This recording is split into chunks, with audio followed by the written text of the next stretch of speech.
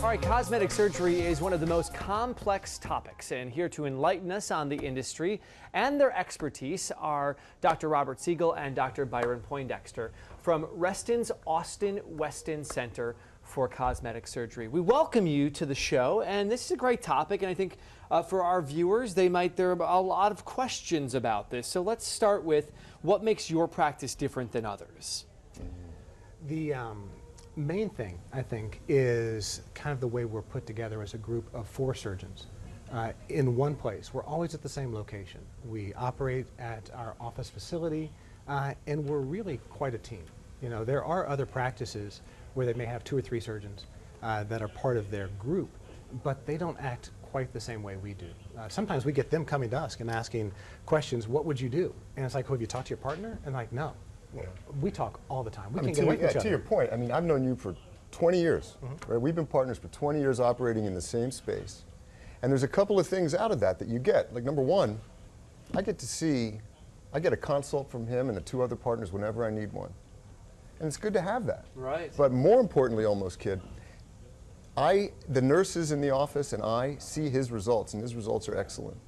And if I don't get my results to meet his results, believe me, I hear about it. Right. And then the good news is I can ask him, and we share our tips all the time, and that makes us better. What are some of the most common procedures that patients are requesting these days? I think the most common things that we see are the same things that nationally are the most common. Breast augmentations, liposuction. We do a lot of that. And then we do a lot of facial surgery as well. We do more cosmetic facial surgery, facelifts, rhinoplasties, eyelid surgery than most other surgeons in the area, probably about 3 times as much as the usual plastic surgeon. Yeah, if you look at all the statistics for surgeries done by surgeons that are plastic surgeons that just focus on cosmetic surgery, because there's reconstructive surgery too, but just cosmetic surgery, if you look at all the national data, like Byron's talking about, we do on average 3 times the number per surgeon. So each of us does 3 times the number. And that adds up. I mean, 25 years of that, there's 80 combined years of experience in our practice. And that all just gets dispersed amongst all of us. So. Hollywood can sometimes give plastic surgery a bad name because there's the people that take it to the extreme.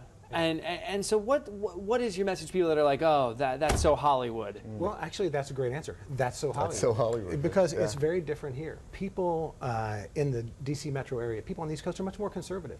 They don't want that look, and that's not what we provide. Right. We listen to them, and they say, you know what, I want to look natural. I want to look like nothing's been done. To us, that's fantastic cosmetic surgery. It should not look like something has been done. And so we don't go Hollywood. We go D.C. Yeah.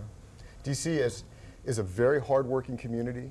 It's a very political community to a large degree. You can't look like you're done here. Right. You can't.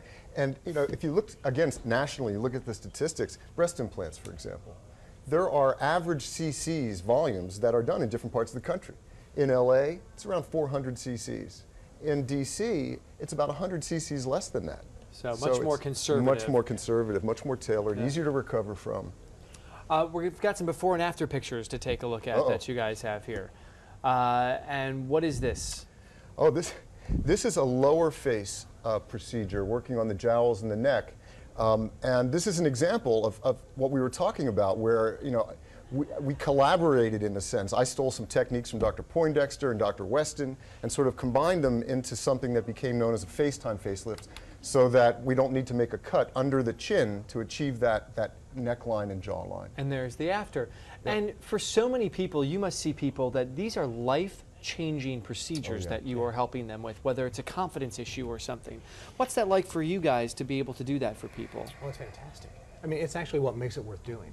Just going in and doing the job and making, you know, bigger breast or smaller breast or a tighter face, that's a job. Yeah. But when you go in and you can actually make a difference in somebody's life, and they come to you afterwards and say, man, that just was a huge change. That was huge for me. I'm so much more confident now. Then it makes me happy about going to work. Another before and after here. What are we seeing here? Same kind of thing. Yeah, so here you're going to see, if we look at the face, we're going to look at the brows, the upper lids, the lower lids, the cheek and the neck, and we're going to look at how is this face in harmony or not in harmony. So we see a little bit of jowling, some laxity in the neck, and a little bit of a tired look around the eyes. And oh my goodness. So here, this is a face that's in harmony that does not look operated. So this girl's only 10 days out from surgery with this picture. Wow. And that's one of the things, you know, we have to get them back into the workplace. We have to get them back into their jobs, into their lives quickly, right, and looking good. And so we modify techniques and medicines to make sure that they come out. Well, and that's a great question. I feel like people may think recovery time is going to take a long time. Has it gotten, as we've learned more in the industry, gotten better with recovery time? Yeah. It absolutely has. has. Some of it's even the anesthesia. We've made changes the past year to our anesthesia regimen. We have our own Post-op anesthesia regimen staff Yep. that decreases pain, makes it easier, less anxiety throughout the process, and they heal faster. All right, real quickly, final seconds here. The phone number's on the screen. If people want to get started, just give them a call right now. Absolutely. Or go to the website, austin-weston.com. You can see how it's spelled actually here at the bottom of the screen. Awesome. We have a wonderful podcast, plasticsurgerynation.com, that explains some of the things about how to pick a plastic surgeon.